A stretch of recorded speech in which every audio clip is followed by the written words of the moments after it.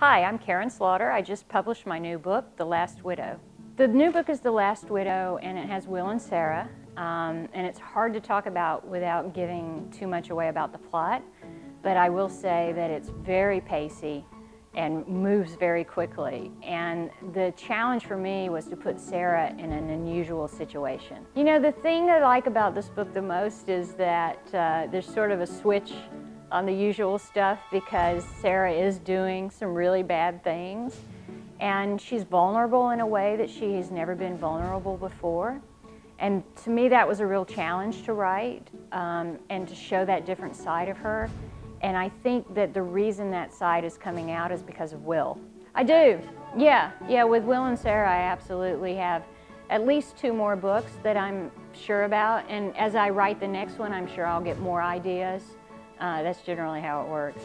I have to have that first page has to be the first page, the last page. Otherwise I just write all the sex and violence and there wouldn't be anything in between. With Will and Sara, I have to find new things to say about them so my old readers, particularly my Dutch readers, will not write me letters saying, "Why are you saying this?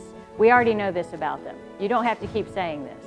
Because it doesn't occur to them that new people might read it and need to know. And then the new readers, I have to find a way to bring them in, right? And not have them go online where my Dutch readers are complaining. Most of my stories, I'm the youngest of 3 girls, were about my sisters being mutilated or getting in trouble and having to leave and things like that. And my dad thought they were hilarious, and he would give me a quarter every time I wrote one. So very early on I was incentivized to write horrible stories.